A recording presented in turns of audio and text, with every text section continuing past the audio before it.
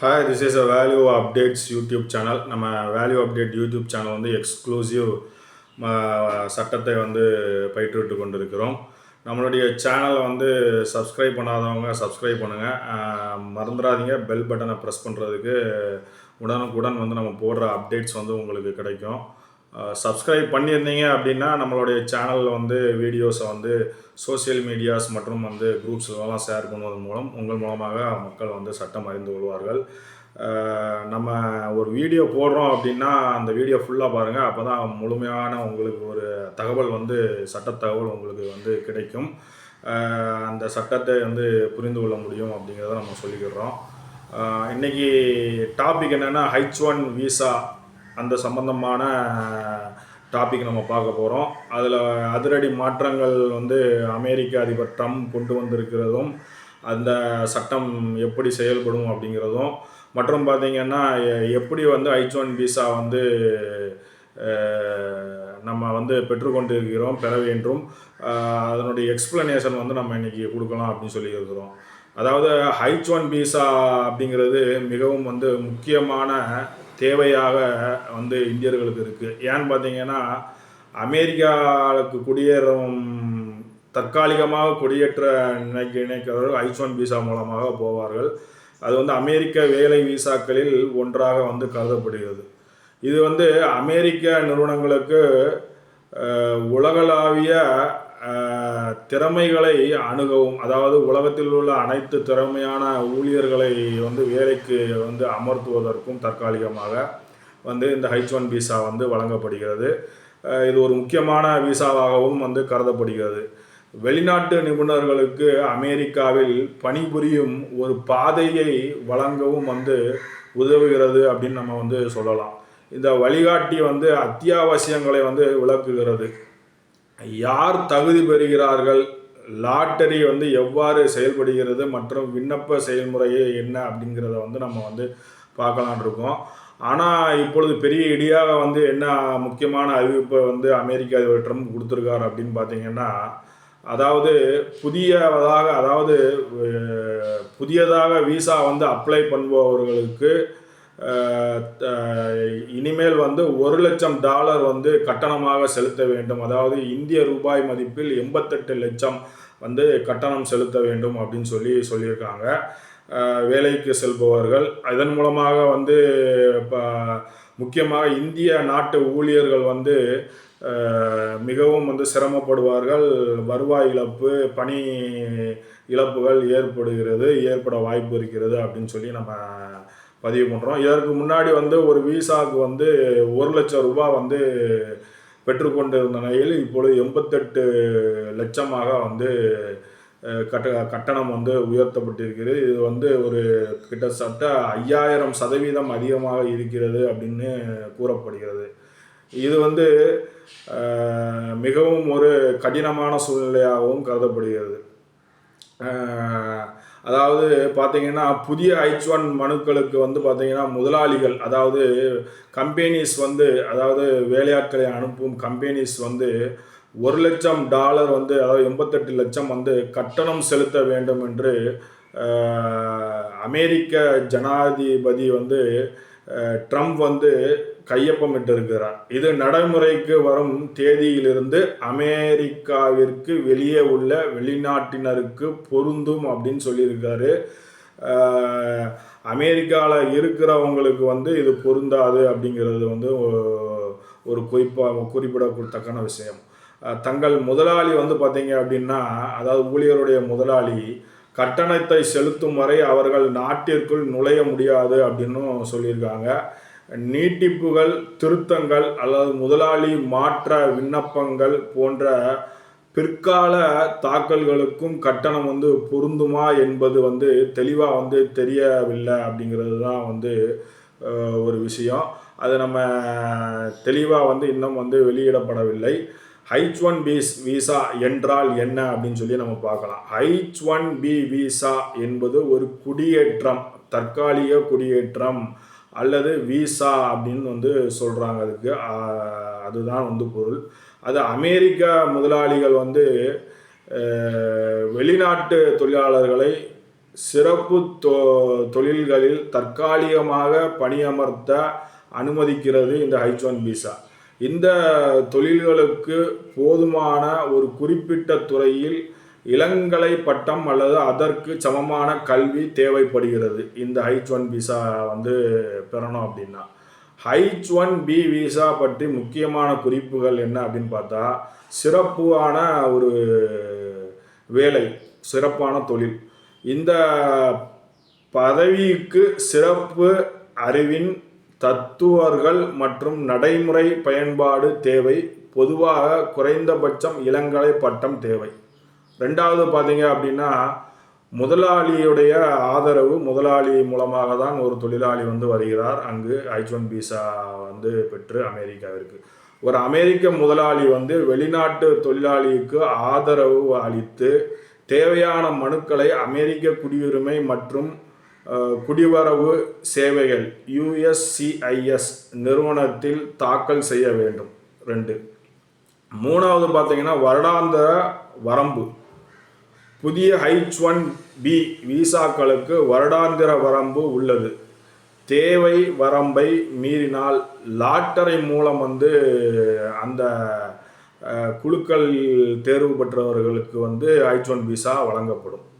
இந்த லாட்டரி முறை அப்படிங்கிறது என்ன? 4வது, அதிக தேவை காரணமாக மனுக்களின் எண்ணிக்கை வரம்பை மீறினால் எந்த மனுக்கள் பரிசீலிக்கப்பட வேண்டும் என்பதை லாட்டரி முறை தோராயமாக தேர்ந்தெடுக்கும். அதாவது அப்ளிகேஷன்ஸ் வந்து ஒரு எக்ஸாம்பிளுக்கு 100 அப்ளிகேஷன்ஸ் தான் வேணும் அப்படி ஒரு வரம்பை வச்சுருக்காங்க. ஆனால் 1000 வந்துட்டு அப்படின்னா லாட்டரியின் முறையில் தேர்ந்தெடுப்பார்கள். அந்த லாட்டரி முறையில் வந்து கிடைக்கிறவர்களுக்கு தான் வந்து H1 விசா வந்து வழங்கப்பட்டு அவர்களை வந்து நம் நாட்டிலிருந்து அமெரிக்காவுக்கு வேலைக்கு அனுப்பப்படுவார்கள் அப்படிங்கிறது தெரியும். கால அளவு. H1 விசா அந்தஸ்து ஆரம்பத்தில் 3 ஆண்டுகளுக்கு வழங்கப்படுகிறது. ஆனால் அதை நீட்டிக்க முடியும். இப்போ 3 ஆண்டுகளுக்கு போயிருக்கிறவங்களுக்கு பிரச்சனை கிடையாது. இப்போ 3 ஆண்டு போய் 2 ஆண்டு ஆயிடுச்சு, 3வது ஆண்டு முடிய போகுது அப்படிங்கிறவங்க அமெரிக்காவிலேருந்து ரிட்டர்ன் ஆகிறத தவிர வேறு வழி வந்து எதுவுமே கிடையாது.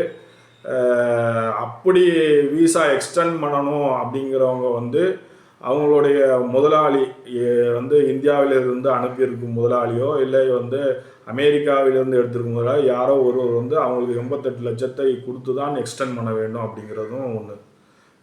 இரட்டை நோக்கம் இருக்குது. என்னென்னா, இரட்டை நோக்கம் வைத்திருப்பவர்கள் வந்து H1 விசாவில் இருக்கும்போது நிரந்தரமாக குடியேற விரும்பலாம். H1 விசா இருக்கும் பொழுது குடியேற விரும்பலாம் அப்படிங்கிறது. முதலாளிகளுக்கான H1B விசாவின் நன்மைகள் என்னன்னு பார்த்தோன்னா, உலகளாவிய திறமையாளர்களின் தொகுப்பை அணுகுதல். அதாவது புத்திசாலிகளை உலகத்தில் எங்கெங்கே இருப்பவர்களை எல்லாம் வந்து அமெரிக்காவை அழைத்து வந்து வேலை செய்து அதன் மூலமாக அவர்கள் வருவாய் ஈட்டுவது முதலாளிகளினுடைய ஒரு நோக்கம். அமெரிக்க பணியாளர்களின் திறன் இடைவெளிகளை நிரப்புவது. உலகளாவிய சந்தையில் போட்டித்தன்மையுடன் இருப்பதற்கு இது ஒரு H1B விசா வந்து ஒரு நல்ல திறமையான ஒரு ஊழியரை எடுப்பதற்கு வந்து முதலாளிகளுக்கு இது ஒரு வாய்ப்பாக இருக்கிறது. ஊழியர்களுக்கான H1 விசா சலுகைகள் என்ன அப்படின்னு பார்க்கும்போது, அமெரிக்காவில் தங்கள் நிபுணத்துவ துறையில் பணியாற்ற வாய்ப்பு கிடைப்பது, மதிப்புமிக்க சர்வதேச பணி அனுபவத்தை பெறுவது, நிரந்தர விடத்திற்கான சாத்தியமான பாதையை வந்து அதாவது நிரந்தரமாக அமெரிக்காவில் வந்து குடியேறுவதற்கான ஒரு வாய்ப்பை பெறுவது, அதாவது கிரீன் கார்டை வந்து பெறுவதற்கு H1 விசா ஒரு வழியாக அமைகிறது. H1B விசா கிரீன் கார்டுக்கான உங்கள் இடத்தை நிரப்புவதற்கு வழியாக இருப்பது H1B விசா தான். H1B ஒரு கிரீன் கார்டா அப்படின்னு பார்க்கும்போது H1B விசா ஒரு பச்சை, அதாவது கிரீன் கார்டு அல்ல, ஆனால் வந்து அது ஒரு கிரீன் கார்டை வந்து அதாவது பச்சை அட்டைக்கான படிக்கல்லாக, அந்த கிரீன் கார்டுக்கு உண்டான படிக்கல்லாக செயல்படுகிறது. ஏனெனில் அது வந்து பார்த்திங்கன்னா இரட்டை நோக்கம். அதாவது நீங்கள் வந்து H1 விசாவில் இருக்கும்போது நிரந்தரமாக அமெரிக்காவில் குடியேறுவதற்கு கிரீன் கார்டை விண்ணப்பிப்பதற்கான வந்து அது ஒரு முக்கியமான ஒரு கருவியாக பயன்படுகிறது. கிரீன் கார்டை பெறுவதற்கு நீங்கள் ஒரு தனி செயல்முறையை மேற்கொள்ள வந்து வேண்டும். மேலும் தகவலுக்கு வந்து பார்த்தீங்க அப்படின்னா H1 விசாவிலிருந்து பெரும் முக்கியமான விஷயம் வந்து என்னன்னு பார்த்தீங்கன்னா இந்த கிரீன் கார்டு தான். அங்கே வந்து நிரந்தரமான குடியேற்றத்தை அடைவது. H1 விசாவின் தேவைகள். H1B விசாவிற்கு தகுதி பெற வேலை நிலை மற்றும் வெளிநாட்டு தொழிலாளி இரண்டும் குறிப்பிட்ட அளவுகோல்களை பூர்த்தி செய்ய வேண்டும். முதலாளிகளுக்கான H1 விசா தேவைகள். சிறப்பு தொழில், அதாவது முதலாளி வந்து ஒரு தொழிலாளிக்கு H1 விசா வந்து எடுத்து கொடுக்கணும் அப்படின்னா அதுக்கு உண்டான தேவை என்னன்னு பார்த்தீங்கன்னா சிறப்பு தொழில்.